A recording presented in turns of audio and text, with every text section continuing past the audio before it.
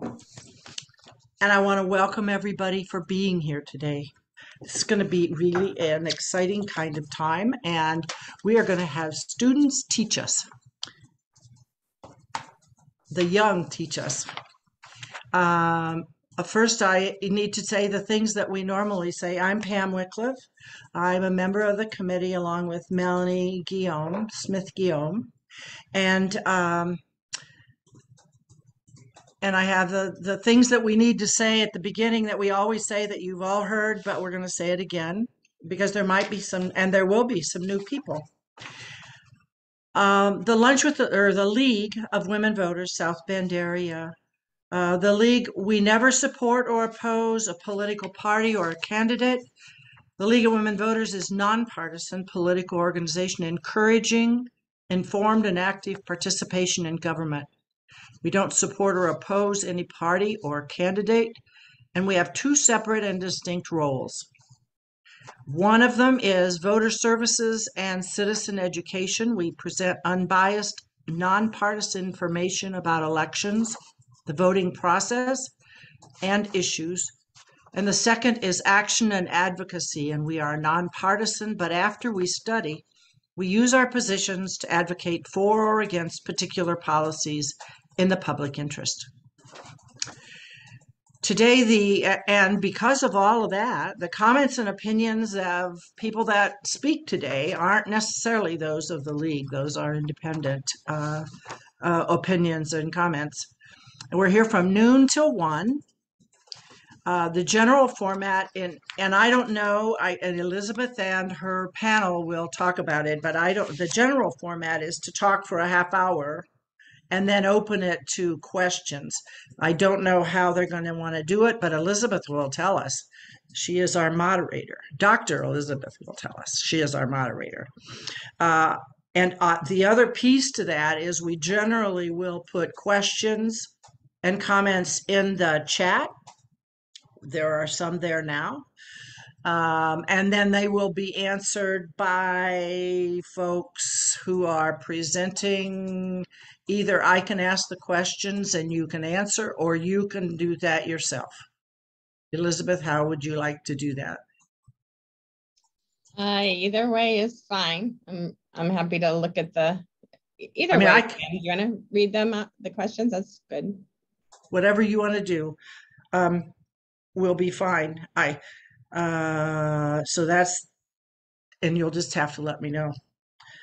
For more information about who we are, we have a Facebook page, excuse me, that you can go to, and we also have a website at, excuse me, www.lwvsouthbend.org. And you can find us there, and you can also find our positions on issues, and you can find a link also to the national and to the state League of Women Voters. I have a few kind of comments about news from us, and one is from Amanda Parkinson, and she wants to remind people that if you are interested in becoming active in voter registration, send her an email.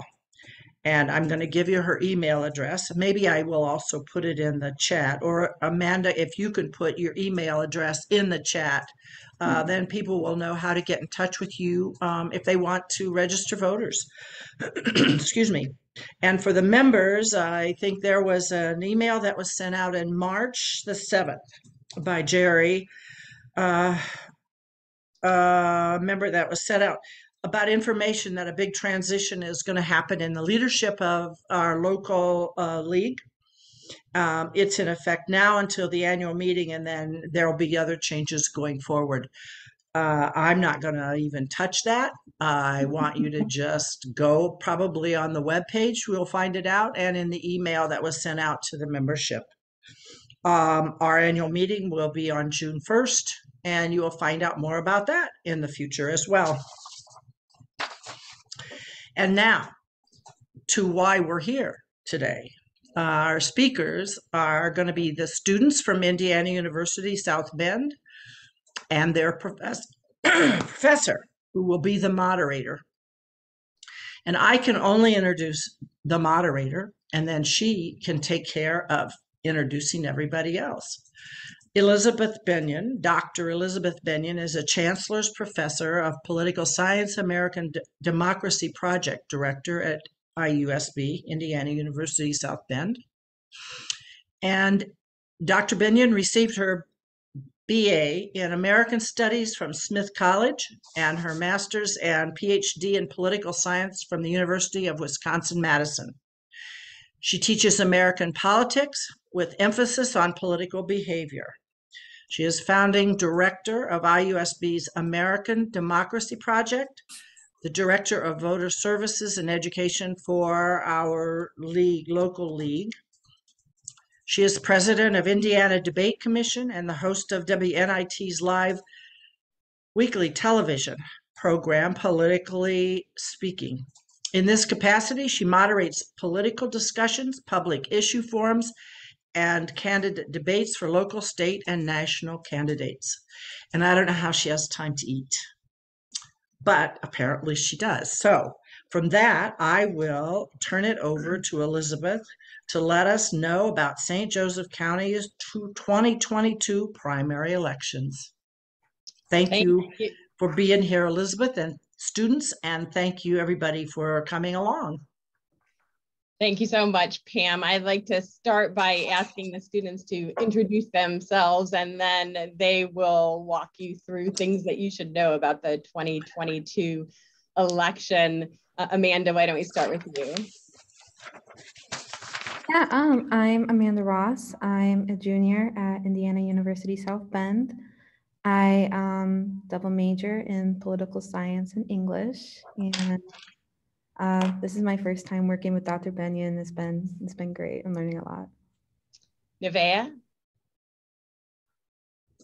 Hi, my name is Nevaeh Mendoza. I just transferred into IUSB as a freshman, and I am majoring in political science and attempting to pursue a minor in Spanish.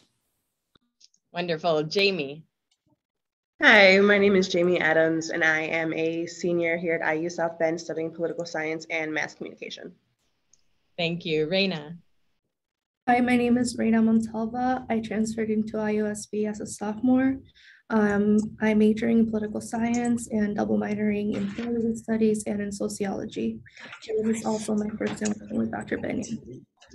James? Hi there, I'm James Schultz. I'm a freshman here at IUSB, and I'm majoring in criminal justice. And I just want to say how much fun it is to work with Dr. Bennion. I really appreciate the experience. Thank you. Guys, you people make it sound like I paid you. Okay. Yeah, this is a great group of students. And as you know, often people in general, not just young people or newer voters, but people in general don't know a whole lot about election laws and or primary elections. And so one of the things they've been doing this semester is to learn about the primary elections and the election laws in Indiana and in St. Joseph County so that they're able to mobilize and educate other students on campus. And I will go ahead and I will share my screen.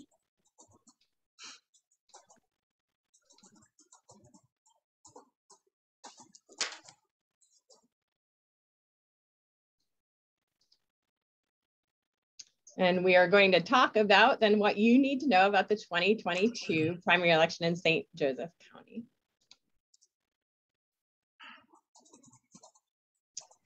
All right, so starting with the qualifications to vote, you do need to be both a U.S. citizen and a resident of the state you are voting in, so a resident of Indiana. You will be at least 18 years of age on or before the next general election, which is November 8th of 2022. So that means if you are 17 years old or if you're trying to register 17-year-olds, as long as they'll be 18 before November 8th, they can vote, they can register and cast a ballot.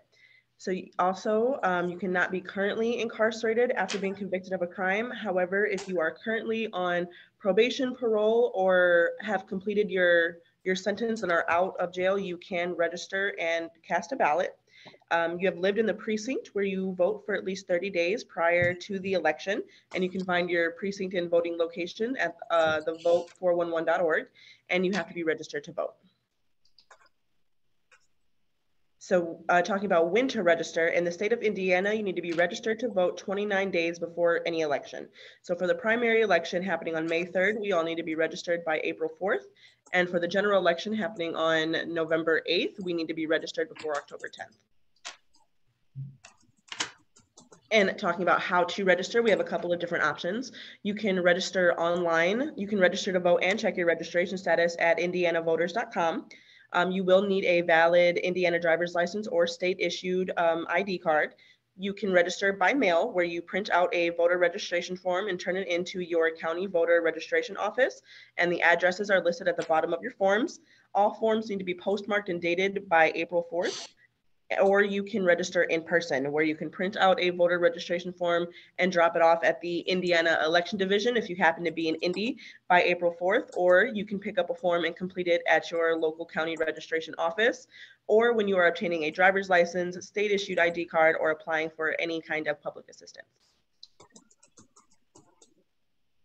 And then your identification does need to meet 4 specific criteria for voting purposes. It needs to show your photo, display your name, and your name must conform to your voter registration record. It has to display an expiration date, and it needs to be issued by the state of Indiana or the US government. In most cases, an Indiana driver's license or photo ID, military ID, or passport is perfectly fine. And a student ID from an Indiana state school may only be used if it meets all 4 of the criteria. So here at IU South Bend, our Crimson cards are valid to vote at the polls. Mm-hmm. All right, again, my name is Nevaeh, and in this section, we will be discussing the requirements, the timeline, and important deadlines surrounding Election Day, absentee in person, and absentee by mail, all for the May primary.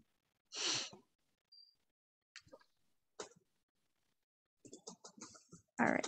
There are a few requirements to vote in the May primary. First, you must be a citizen of the United States, at least 18 years of age on or before Election Day. You must be living in your current precinct at least 30 days before the election, not currently in prison after committing a crime, registered to vote at least 29 days before the election, and lastly, be prepared to provide a government-issued photo ID at the polls. Also, an important note to keep in mind is that Indiana has a modified open primary. In a modified open primary, there are specific mechanisms in place where someone can challenge your intentions, claiming your voting history does not align with the ballot you're asking for. However, this is a very hard to prove situation. So in reality, it functions as a standard open primary in which you will indicate your party preference and receive the corresponding ballot without question. And then Tuesday, April 5th, 2022 is the first day to vote early, which you can do at the circuit court clerk office or satellite office. This is the day after registration closes 28 days before the election.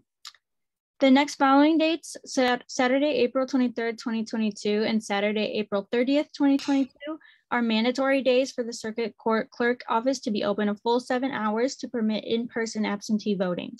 However, these are not the only days you can vote early. They are just mandatory days according to state law. I have included locations and times in which you are eligible to vote early. Lastly, Tuesday, May 3rd, 2022 is Election Day, and for the May primary, where the polls will be open from 6 a.m. to 6 p.m. And then here I've listed some key deadlines surrounding the primary election. On Monday, April 4th, 2022, 29 days before the election, voter registration closes at the time of close of the registration office or by 11:59 p.m. if you're registering online. On Tuesday, April 5th, 2022, early voting will begin 28 days before the election. On Monday, May 2nd, 2022, the day before the election, early voting ends. Early voting ballots will be due by noon at the circuit court clerk office or satellite office. On Tuesday, May 3rd, 2022, Election Day takes place and the polls will be closed at 6 p.m. On Saturday, March 19th, 2022, absentee by mail applications must be received by 11:59 p.m. on Thursday, April 21st, 2022. I provided the address of where you will mail your application to. You can also follow the link to apply online. You can track whether your application has been approved on indianavoters.com or by calling the circuit court clerk office. Election officials must receive absentee by mail ballots by noon on Monday, May 2nd, 2022, the day before the election. A first-class postage prepaid envelope will be included in your absentee ballot packet. According to Indiana law, there are specific qualifications you must fulfill in order to be approved to vote by mail. Among these qualifications are a specific expectation you won't be present during polling hours, confined on election day due to illness or injury, are a caretaker of a confined person during polling hours, have a disability, are 65 years of age or older, scheduled to work during the full 12 polling hours, religious or holiday reasons, are a military or public safety officer, are a part of the address confidentiality program, are a serious sex offender, which you can find more information about what constitutes a serious sex offender by clicking the link I provided.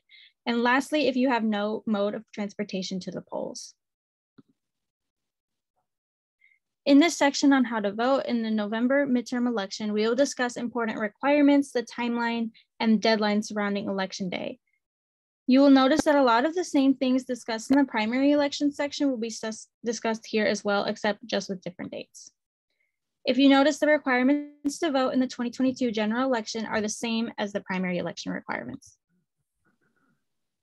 Wednesday, October 12th, 2022 is the first day to vote early, which you can do at the Circuit Court Clerk Office or Satellite Office. This is the day after registration closes, 28 days before the election.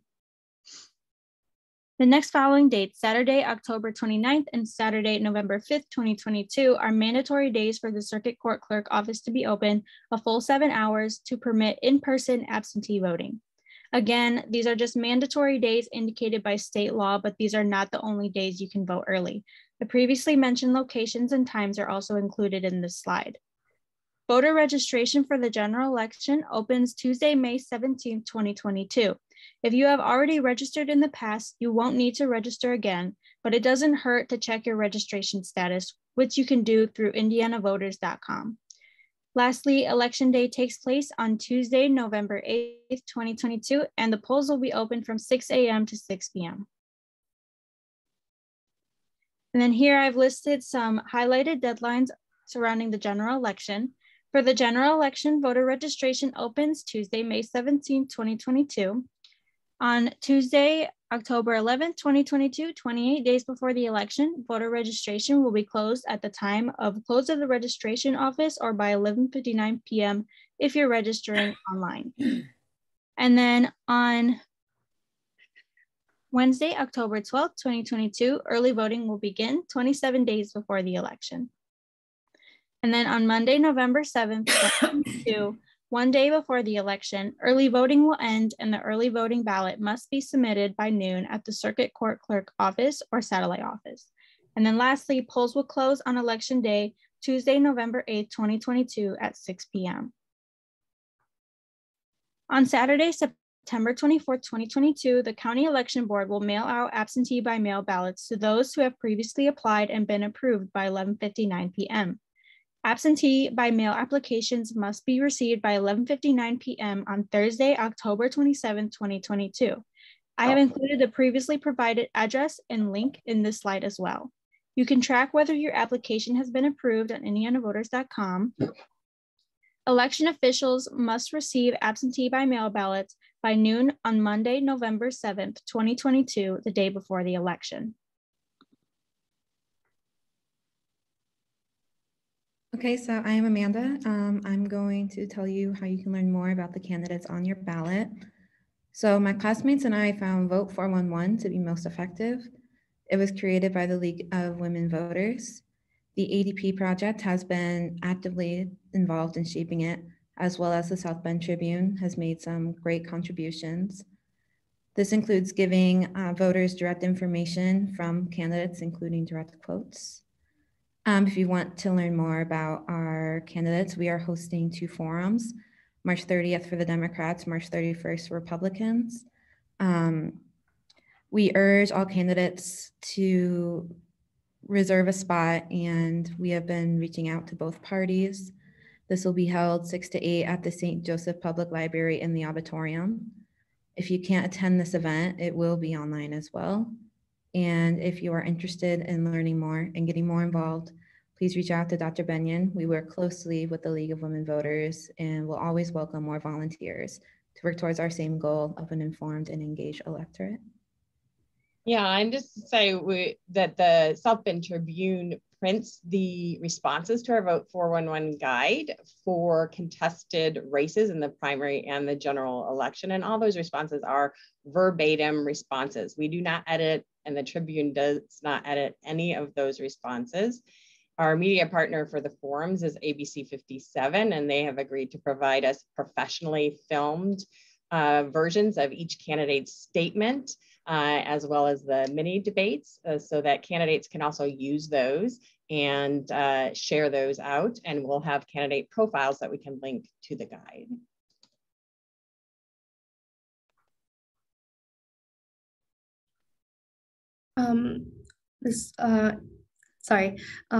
My name is Reyna, as I mentioned before. In this part of the slide, I will be talking about who's on your ballot. So for the 2022 primary ballot, it is made up of candidates for the U.S. Senate, U.S. House, in District 2, Judge, Sheriff, State Representative. There are 32 contested primary candidates as well in the 2022 ballot. And save the date for Tuesday, May 3rd, 2022, which is election day. Okay, and as you'll see, there are many more races than that on your ballot that you'll see in the next set of slides. So greetings. My name is James Schultz. I'm here to talk about what we know so far about the November general election and the primary races too. So first, here are some important dates to keep in mind. The last date for political parties to nominate candidates or run as an independent for the fall is July 5th, 2022 at noon. If someone wishes to run for a school board position, their first day to file is July 27th at noon and ends on August 26th, 2022 at noon Eastern time. And while political candidates file what is called a Can 2 form, for school board candidates, they must file a Can 34, a petition and consent. This requires the candidates to gather at least 10 signatures of registered voters inside the school district they live in. And one thing you'll see is the school board members are not on your primary ballot because the school board races are nonpartisan. So they are not seeking a Democratic or Republican Party nomination. And that's why you don't see them on your primary ballot, and we'll have to wait until these deadlines to see who those candidates may be in the fall. So looking at what's on the ballot for the federal races, all these candidates are running unopposed in their primary elections. The Senate candidates are the mayor of Hammond, Indiana, Democrat Thomas McDermott, and senior senator for Indiana, Todd Young, who is a Republican. There were other candidates that wanted to run for Senate on the Democrat and Republican in the Democrat-Republican primaries, but unfortunately, they did not get enough signatures to make it on the ballot. For the 2nd District U.S. Congress race, Paul Steary of Goshen, Indiana, is facing Representative Jackie Walorski, who is running for her 6th term in office. So looking at the State House general election races, which are happening in November, because Senator Linda Rogers and Mindy Fountain are running uncontested in their primaries, they will become each party's nominee for this fall. In Indiana's House District 5, Dale Devon is running unopposed in his primary, but also, so far, he does not have a Democratic challenger for the fall. It's a similar situation with State House District 6 and 8, where Maureen Barr and Representative Ryan Dvorak are running unopposed in their Democratic primaries. And so far, they don't have a Republican challenger for the fall. So looking at the primary races for the Indiana State House District 7, Ross Steele is currently running unopposed in his primary. And for Representative Jake Teska's current seat, there's 2 other primary opponents, Timothy Jaycock, a Republican, and Serena Williams. Both of them are, more conservative candidates. In Indiana House District 21, the incumbent Representative Timothy Wesco is facing a Republican challenger in Stephen Gray. And currently there are no Democratic challengers for the seat. So there's no primary for that so far.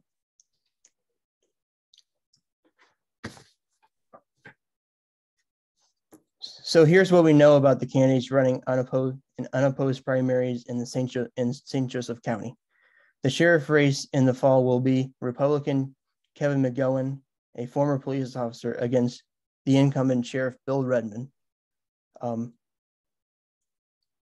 For county auditor, both Democrat John Murphy and Desmond Upchurch are for the first time running for office.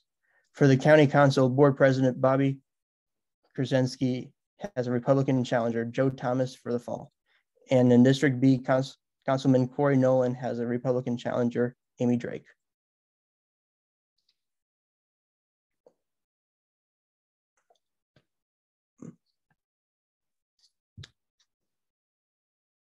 This is going to be the St. Joseph County contested primary races. For County Commissioner District 1, the Republican primary candidates are Carl H. Baxmeyer, Mayor, Robert Botchwood, with the challenger Democratic parties of Mike McManus, Donald R. Westerhausen. For District 1 in the St. Joseph County Council, there is no Democratic challenger, but there is there is a Republican primary candidates, Richard File, Dan Schaetzel, and for the St. Joseph County Clerk, there is only one Republican challenger, which is Amy Rolfs, and two Democratic primary candidates, Lana Cleary and Ann Deliski. Okay, continuing on with more St. Joseph County elections. The current candidates that are running unopposed in their primaries and in the fall are Prosecutor Ken Cotter, Judge John Roden for County Circuit Court Judge, Ted Booker, County Assessor, Councilwoman Diana Hess, which is in District E, and Brian Tanner, District H.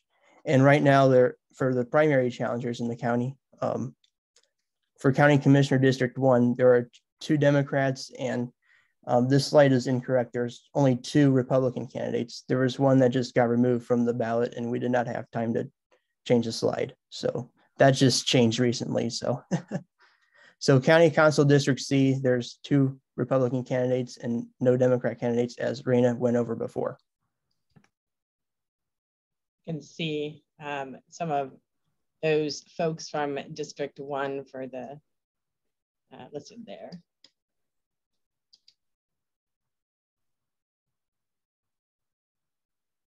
For the township primary races, we have Center, Clay, German, Green, Harris, Liberty, Lincoln, Madison, Olive, Penn, Portage, Union, and Warren. What are we at with Portage? Township primary race. We're in Portage. In the primary races in the township, you will vote for up to 3 people for township board, but just one trustee. And so it's interesting when you look at the list of candidates, figuring out what's contested and what's not will depend on whether or not they have more than 3 people running for the board. Oh, okay. For the contested township races, for Center Township Board, there is no Democratic challenger. There is 4 candidates running for the Republican Party: Thomas Lindenman, Dave Vanderwall, Keith Winger, Richard Ziegler. For the German Township Board, again, you can choose up to 3. We have only 2 challenging Republican candidates, which are Christopher Black and Mary McNeil. And the Democratic primary candidates are David Hoffman, Leda Johnson, Kevin McConaughey, Rudy Monterosa, James Pebble, and Dolores Schosker. So continuing on with the township boards, for Green, there is no opposing candidate for the Democratic primary party, but there is four candidates for the Republican primary, which are Janet Houghton, Catherine Jaworski, Todd Matthews, Shane Whitmer. For the Portage Township trustee, there is no Republican challenger, just two candidates running for the Democratic primary, which is Jason Critchell, Rod Goodchild.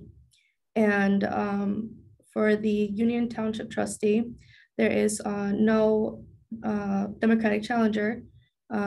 There's three candidates running for the Republican primary, which is Kelly Carrico, Bill Stroop, and sorry, that was a typo. So taking a look at some of the other candidates on our ballot, we do have a total of 134 candidates running for precinct committeemen, as well as convention delegates. There are 31 Republican convention delegates at large, 15 candidates for District 1, 15 candidates for District 2, and 16 candidates for District 3.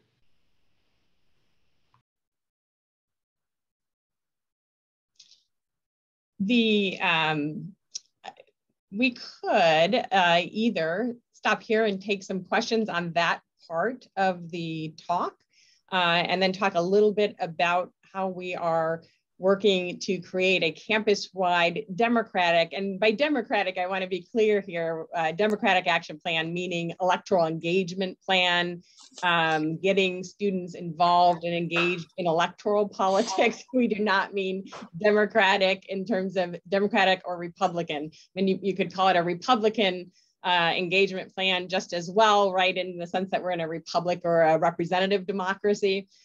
So that's what we mean by a democratic action plan, is an electoral engagement, a campus electoral engagement plan. And so we're happy to maybe take a few questions. If you had any questions, I saw some things going into the chat about who's on your ballot and the rules governing the primary, and then talk a little bit about trying to get all hands on decks and all stakeholders involved on campus to get students engaged in the process.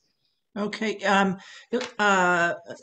Binion, I saw three questions that were specific questions. One was, is any student planning to pursue public office?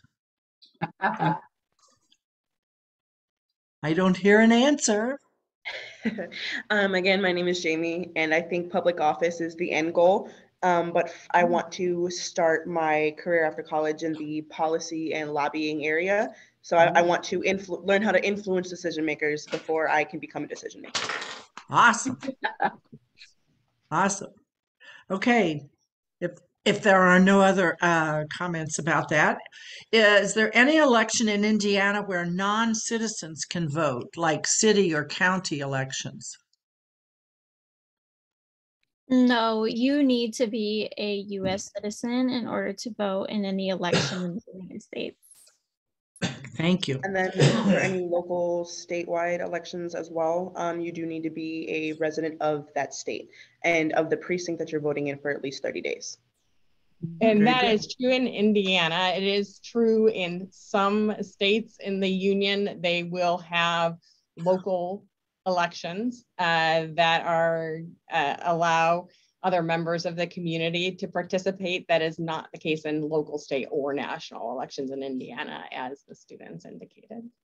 Okay. And the last question that I saw, well, I had a question just for you, Elizabeth, but college or for students, do they put down their college address or their home address when they register to vote? Good question. The students looked at a video on that recently that we're updating. Anybody want to answer that?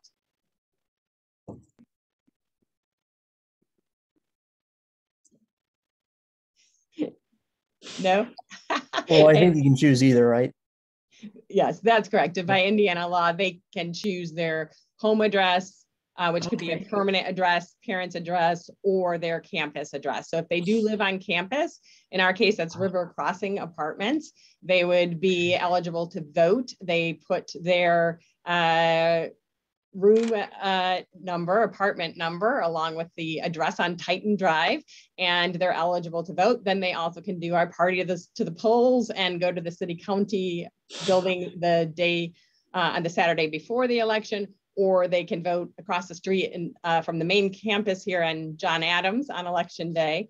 But with vote centers, we can vote anywhere in the county, but they would be considered a resident of St. Joseph County if they're living in those apartments on campus. The other thing that's nice about that is if they have their Crimson card, they can use that as a voter ID. You do need to be a little careful using it because sometimes the person who is supposed to run the card won't recognize it, but every one of those polling places has a printed copy of all the IDs with pictures of them. And there's always somebody, a supervisor there, who will know what to do and how to manually enter your ID so that you do vote. I always vote with my Crimson card just to make sure the system is working, and then I have my license in my back pocket, right? Sure. But I want to make sure the students aren't having problems if that's what they're choosing to do. Right. And when you do go to vote and you do have problems, don't leave. Don't just walk out the door. Cast a provisional ballot if you've already asked 3 different people. But Yeah. that's why it's nice if you know your rights, then you can always usually find somebody to solve it right there. Yeah. Okay. Amy Drake, you have your hand up, and then I'm going to go back to the questions that have come in. Hi, I just wanted to come on and say that it's really great to see the students involved. I think college is a wonderful time to discover politics. I was in journalism and took 1 politics class, not knowing how much it would change my life. And my plans had been to go to France and learn how to speak French better. I ended up going to DC, and it really impacted me. So I just wanted to encourage the students, to get involved as much as you can. And if there's any internships out there, they'll really get you into the process. The State House is great. If you can get to DC, that's great. Anything that you can do to see how you can really be effective is great. So good job, guys. And students, you'll probably recognize Amy's name because she's one of the candidates on the ballot this primary season. Okay. Lisa's iPhone says, please, can you please discuss the changes to Indiana's voting laws, if any, made during this most recent legislative session? There were several laws discussed, most of which did not change, and there were several bills both to increase access to the polls and to tighten access to the polls, but they were modified. So there was a proposal, for example, to make the, you may remember during the 2020 primary election, there was no excuse absentee voting. There was a big push to maintain that for the general election in 2020 due to the pandemic, but that was not approved by the Indiana Election Commission. And so we went back to the excuses that the students talked about. Then this time there was a proposal to say that you would also have to certify that you were unable to vote during the absentee in person or early voting period. And you have to certify that whole 28 days you would not be available in order to get a qualify for a mail-in ballot. And that ended up not passing through. That was the biggest one I think that people were really looking at. Indiana already had voter ID. We were one of the very first states to have it. So that remains in effect. And so we don't see a lot of big changes. There were some big changes proposed, but not any big major changes that voters will notice when they go to cast their ballots.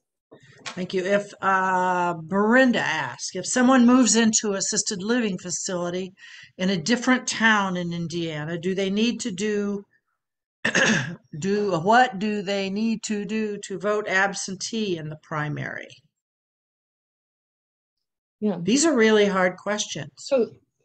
So they can re-register, and then they can either go ahead and vote absentee, right? They have to submit their application. And if you're over 65, which many of these people, not all of them, but many would be, they could qualify in that grounds. If they're going to be confined to the home assisted living facility, that's another reason. So they do need to submit that application. And I think Nevaeh talked about those deadlines. And the other thing is, if they're unable to fill out that ballot by themselves, they can have assistance from the election board. There is a traveling board that will go and assist people who are homebound or for some other reason need assistance filling out that ballot. And so they can also request that service as well. Okay, thank you. Ellen asked, what? Who? But don't they need to live in their new place 30 days prior? That with the residency requirement, right? Yeah, and that is an issue. I mean, where people can get disenfranchised just because of the date of the move, so they can still vote in the old place one time, which technically they're also not supposed to do, but nobody is ever punished for it because they know that they've now been disenfranchised in their new place. But they might, so it's always best then to just do the old one that one last time, because before you get registration change. But that is very much a state specific thing, right? You have same day registration in some states. You have 10-day registration, pre-registration in some states. The longest that the court will allow, the US Supreme Court, is 30, and we have 29. So we are on the longer side, and it does mean that people can find themselves disenfranchised in terms of not being able to vote in their new location, whether in person or by mail, which is one of the arguments against or for same-day registration. The other is that it consistently produces higher turnout. Okay. Ellen also asked, would it not be reasonable to allow local residents to vote for certain offices, such as school boards, city and county offices? By certain residents, do you mean undocumented? No, not certain offices. Would it not be reasonable to allow local residents to vote for certain offices like the school board or city or county offices? Well, local residents do vote for all of those things. A school board? Mm-hmm. Okay, in the fall, right? Yes. Okay. What I meant were people who are not citizens, but have been residents for a long time. That's what I thought you might have meant. Oh, I'm sorry. That is a decision that different communities make for those local elections, because those are not governed by the US Constitution that sets out that citizenship requirement. So there are cities in California, for example, where long-term residents are able to participate in those kinds of local elections. That is a decision that each local community makes at the county or city level. Okay. From Susan, she had to leave, but you are doing a great job getting us updated. Thank you. And Penny said, where can voters see and hear candidates? Yeah, so I had talked a little bit about the forum before, but I can just clarify again.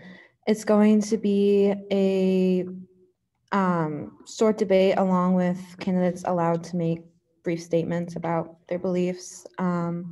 We have 2 different days proposed. It's going to be March 30th for the Republicans, March 31st for the Democrats. That'll be from 6 to 8 at the St. Joseph Public Library in the auditorium. If you're not able to make it, we will be streaming it, and our Facebook is really active, so I would suggest searching there. Okay. Is that with the mini debates? It would be those contested primary races to be able to, for 15 minutes, hear the candidates side by side on policy issues. And for the statements is for them to really, in their own words, say who they are, what skills they're bringing, what priorities they have, and why they're running. And so they get a minute at the mic, and then they'll have that professional footage from ABC 57 that they can share out with their campaign. But also groups like the League and the American Democracy Project can share out, and ABC 57 would also broadcast and use as candidate profiles on their My Michiana channel and their ABC 57 news channel. So it's a great opportunity for candidates. We just want people to hear from every candidate on the ballot who wants to make themselves accessible and known by voters. So the thing that we like about the Vote 411 guide and about these sort of minute at the mics or debates is that people are hearing directly from the candidates. They're not getting just a blurb a campaign flyer. They're not getting an attack from another candidate. They're not getting some group's view of the candidate, right? They're able to hear directly from the candidates.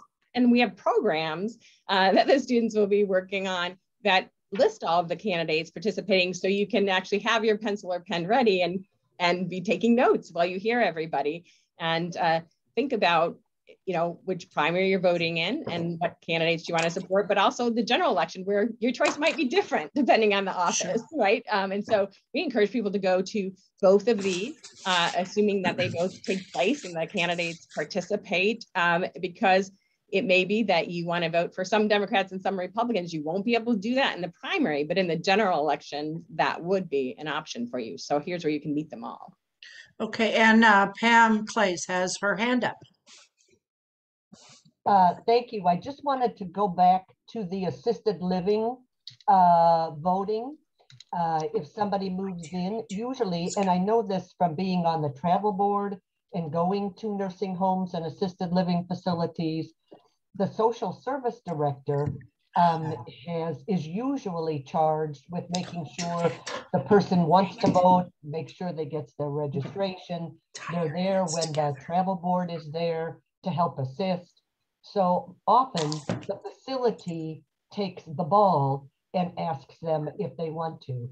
And our voter registration office is that contact, and they will contact the facility as well. So all of that is kind of taken care of. Thank you. Thank you. Now I got lost. My cat is there. Do you expect Jackie Wolarski to show up for the debates? So we've had really great success with Jackie Wolarski coming on Politically Speaking when I've invited her. She participated, as many of you know, in a televised debate last time in 2020.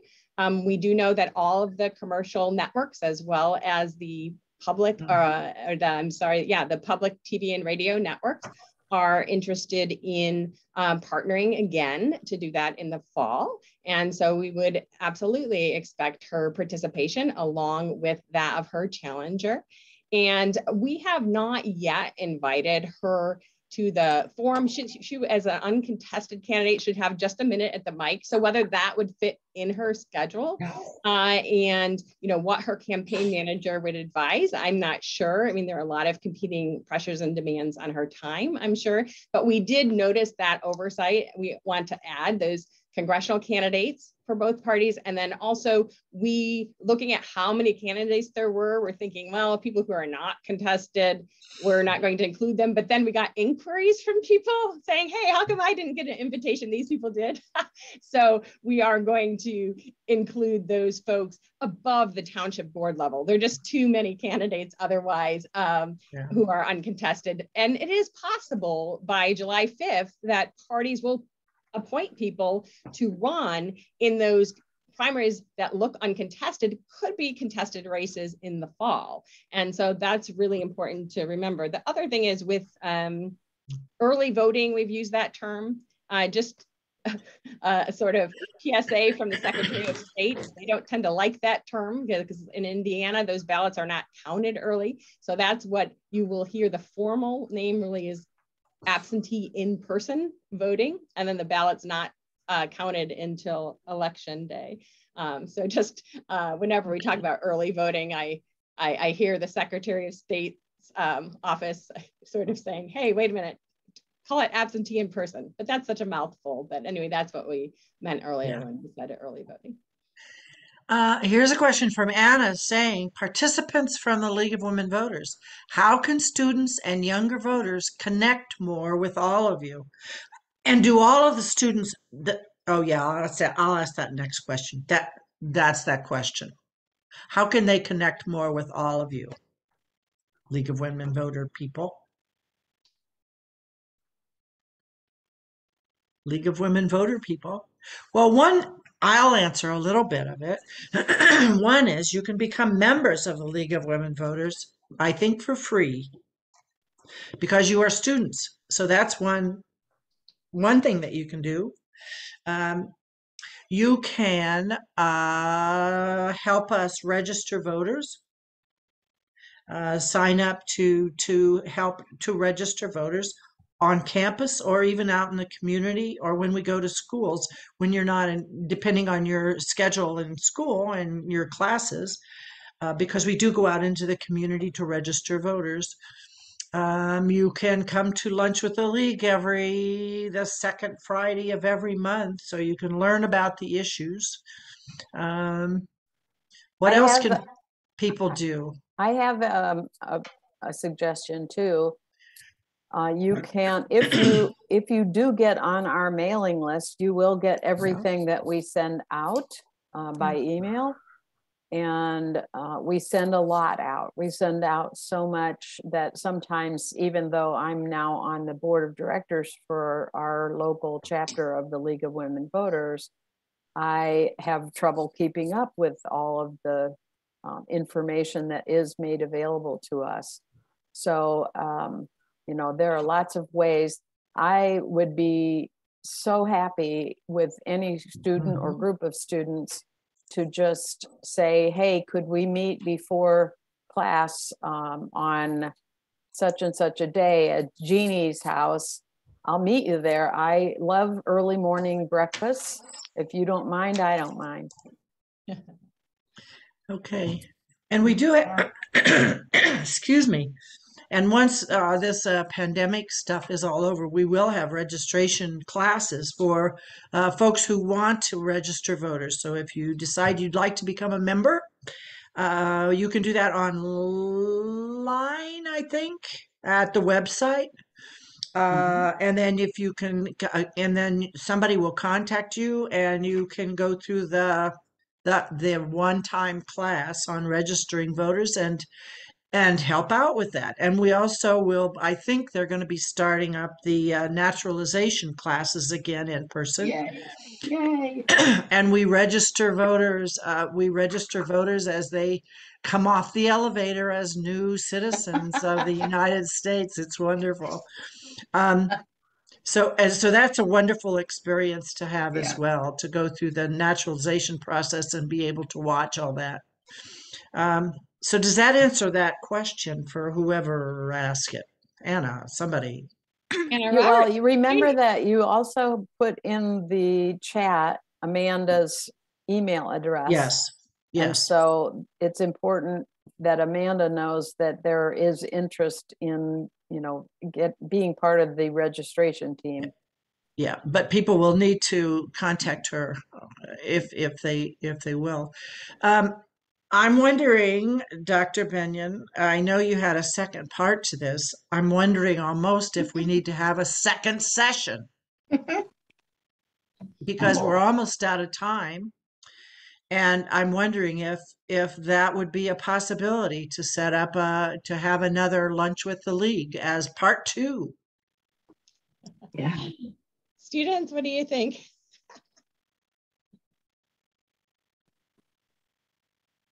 The information that we were going to provide in the second part is kind of based on our campus action plan to help engage voters. I do think it's interesting information about like how voting in the community is, especially on campus. So I think usable information if that's of interest to any of you. Yeah. Yes. Do you think you could have a half hour worth of talk so we could then ask more questions? Sure, I'll take some questions. Yeah. Yeah. That would be wonderful. Yeah. So we'll talk to your esteemed professor that you all seem to love being around to see if we can work out something so that you all can come back again. That would be terrific. Awesome. Well, is there anything? Oh, college and there's another question. We have one more question. We have 2 more questions. They keep coming. Let's see. Where did it go? I love the idea, Lisa, making Election Day a class holiday to enable students to vote, volunteer, celebrate democracy. at this current time, our faculty are told not to penalize students for missing if they're working the polls.